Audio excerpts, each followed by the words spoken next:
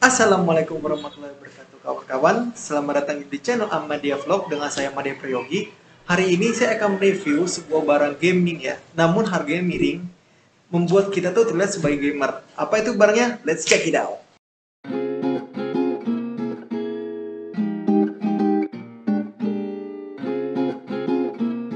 Hari ini saya akan unboxing review sebuah keyboard ya. Sebuah keyboard merek Hafid. Nah, keyboard ini masuk kategori keyboard gaming. Di Tokopedia itu harganya 200.000, tapi saya belinya tuh cuma 80.000. Nah, penasaran dengan keyboard murah ini? Kita coba lihat ya. Sebelumnya, selamat datang di channel Ahmadiyah Vlog. Channel ini menyajikan informasi dan konten mengenai teknologi, gadget, dan lain-lain. Jika kalian merasa channel ini bermanfaat, silakan like, comment, and subscribe. Bunyikan loncengnya agar kalian terus mendapatkan informasi dari channel ini. Nah, ini adalah keyboard merek Hafid. Hafid tipe KB414L ya. Nah, sebagai informasi aja bahwa merek ini sudah masuk di Indonesia itu tahun 2017. Produk ini memang memproduksi atau membuat peralatan-peralatan komputer seperti keyboard dan mouse. Tapi biasanya kebanyakan mereka itu merilis produk gaming. Nah, namun gamingnya itu yang murah ya, entry level. Nah, seperti ini contohnya ya. Ini harganya itu di Tokopedia 200.000. Namun tadi saya bilang saya beli flash sale, jadi harganya 80.000. Nah, kita lihat di sini ya. Kalau kita lihat di sini di kardusnya, kita buka dulu. Ada warna-warni ya, ini maksudnya tuh RGB backlit-nya. Nah, sekarang kita masuk ke unboxing. Kalau kita buka keyboard ini, oke, kita buka dulu. Ya.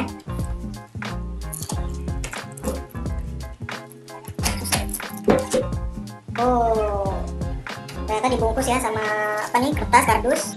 Terus ini juga ada surat ya, bukan surat, ini informasi mengenai servis ya. Kita lihat, cuma ini aja ya, nggak ada yang penting. Oke, kita buka Dulu. Oh, ini isinya, ini kosong ya, udah kosong.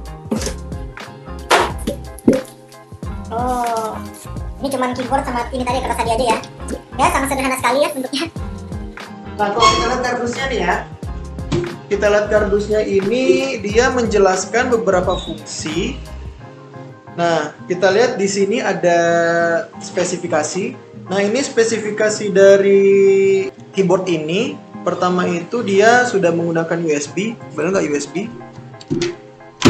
Oh iya, ini USB ya. Terus panjang lebarnya 445 kali 140, 445. Panjangnya 145, lebarnya 140. Tapi tingginya, ketebalannya itu sebesar 35 mm. Ini voltasenya 5 volt. Terus ini key life-nya nih. Key life-nya. Jadi kalau kita ngetik nih, dia tuh ngetik bisa tahan sebanyak 3 juta kali. Panjang kabel ini sepanjang 1500 mm. Ya, biasa aja sih, nggak terlalu panjang. Nah, ini juga ada beberapa fitur ya. Nanti untuk fiturnya kita jelasin detail, tapi di sini untuk kardusnya ini, dia ini ada mendukung 12 multimedia key. Ada juga anti ghosting key. Nanti anti ghosting key kita jelasin ya di selanjutnya. Oke, sudah. Kita colok. Kita masuk ke desainnya ya. Desainnya ini dia bentuknya kekar ya, dan terlihat sangat klasik ya. Nih, bentuk kelihatan klasik ya. Jadi kelihatan itu sangat kekar gitu. Terus juga di sini ada logonya. Kita coba colok dulu ya biar kelihatan. Wow, kan ada kelihatan di sini ada lampu-lampunya ya. Nah, di sini ada kelihatan logonya. Nah, tapi di sini walaupun kelihatan kekar ya, dia itu yang tadi dijelasin di kardusnya, ini dia ketebalannya itu sangat tipis sekali nih. 35 mm nih. Nah, ini yang ngebuat keyboard ini sangat unik ya. Terlihat tebal-tebal di setiap hurufnya, tapi dia bagian dalam mesin kotak ini sangatlah tipis. Nah, terus juga di bagian belakang ini ada kaki-kaki ya, sebanyak 3. Kita itu 1, 2, 3. Ini fungsinya biar kalau kita taruh keyboardnya di sini, ini biar nggak kemana-mana gitu. Terus juga ada di atasnya juga ya, ada 2 kaki dan ada kotak di sini. Jadi kalau kita taruh di sini keyboardnya, nah dia akan ke atas gitu. Jadi kita lebih enak buat ngetiknya gitu.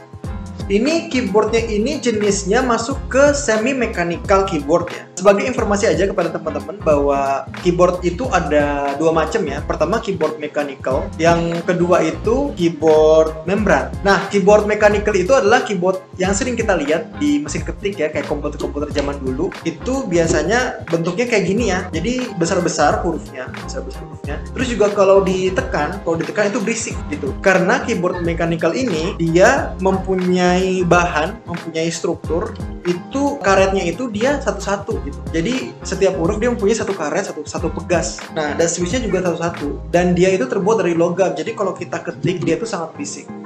Dan ada juga keyboard membran ya. Keyboard membran ini seperti kebanyakan laptop ya, seperti ini keyboard laptop saya ini keyboard membran. Nah, dia ini strukturnya ini dia pegasnya yang kita pencet-pencet karet itu menutupi semua huruf-hurufnya. Jadi satu kotak pegas itu dia menutupi semua hurufnya. Biasanya ciri-ciri keyboard membran ini dia pada saat diketik dia nggak berisik. Terus juga keyboard membran ini dia bentuknya tuh lebih soft dan lebih netral dibandingin keyboard yang mechanical. Yang ini masuk di tengah-tengahnya, jadi keyboard semi mechanical. Maksudnya dia ini desain mechanical ya, bentuknya mechanical. Tapi ini strukturnya ini dia strukturnya itu membran. Setiap pegasnya itu tetap satu, tapi dia bahannya tuh bukan metal seperti mechanical, dia tuh bahannya plastik. Dulu keyboard mechanical ini seperti ini ya. Ini kan semi mechanical ya. Pokoknya keyboard yang bentuk kayak gini tuh sempat ditinggalin sama user-user atau pengguna komputer karena bentuknya memang yang nggak bagus ya. Makanya hadirlah keyboard membran yang lebih bagus. Ternyata pada saat beberapa tahun berselang, mereka mempunyai komplain terhadap keyboard ini. Jadi keyboard ini itu pertama sering rusak, yang kedua itu kalau kita bermain game itu tuh sangat sulit. Jadi kalau kita ngetik yang banyak-banyak ya untuk bermain itu tuh sangat susah gitu. Kadang-kadang kita salah ketik dan sebagainya gitu. Kadang-kadang kita salah pencet. Kalau misalnya menggunakan W jadi E, jadi Q jadi E. Feel dari keyboard membran ini tuh nggak sebagus dari feel keyboard yang mechanical. Makanya jadi Hafid ini dia membuat keyboard dengan desain semi mechanical ini. Jadi tujuannya itu pertama agar si gamer itu merasakan feel-nya saat memencet-mencet keyboard. Terus juga keyboard membran ini dia bahannya tuh lebih murah daripada keyboard mechanical. Kalau saya ketik ya, coba di sini ketik ya. Jadi feel yang dirasakan ini ya seperti keyboard mechanical, tapi suaranya tuh nggak ada gitu, sangat silent.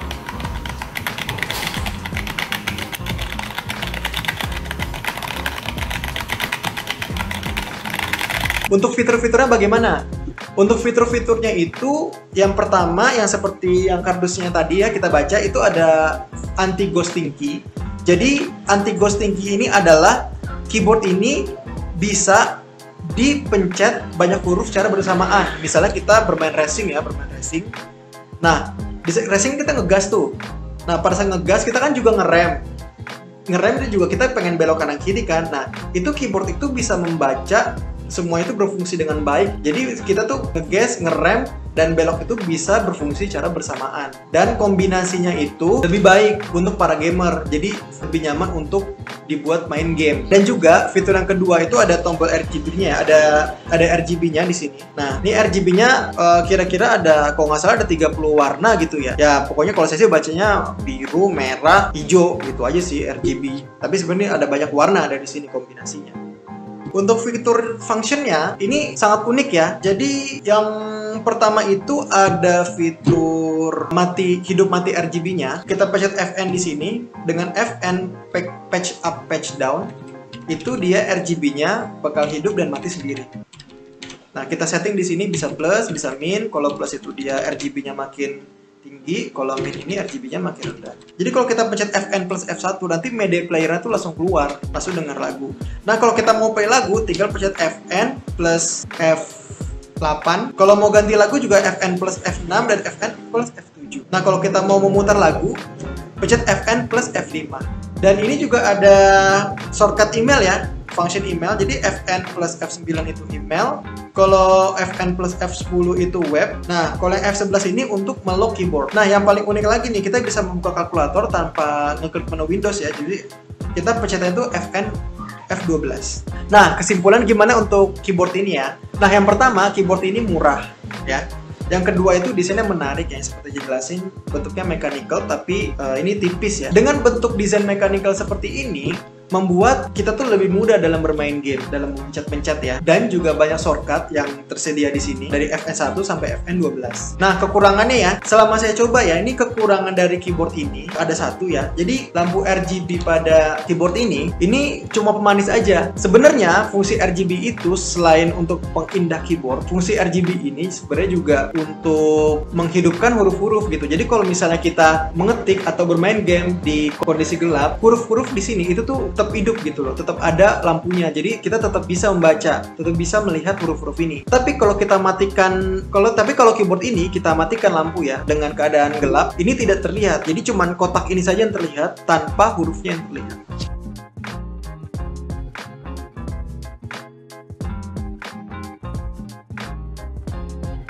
Ya, sekian review hari ini. Semoga bermanfaat bagi teman-teman semua. Jika ada barang yang ingin direview atau ada hal yang disanggah, silahkan komen di bawah ini ya.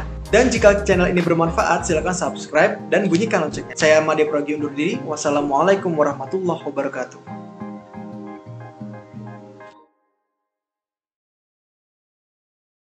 3, 2, 1, action. Assalamualaikum warahmatullahi wabarakatuh kawan-kawan. Oh iya. Enggak banget. Oh iya. Assalamualaikum warahmatullahi Gini aja. Assalamualaikum warahmatullahi wabarakatuh. Gini aja. Oh iya. Jangan gini. Kalian merasa channel ini bermanfaat, silakan like, comment, and subscribe. Dan bunyikan loncengnya jika kalian merasa channel ini sangat bermanfaat. Nih, kata berwibawa. Tadi manfaatnya ngulang 2 kali nggak sih? Manfaatnya kurang 2 kali. Ya, ulang. Ya, sekian review hari ini. Ya, jangan gini. Oh iya. Ya, sekian review hari ini.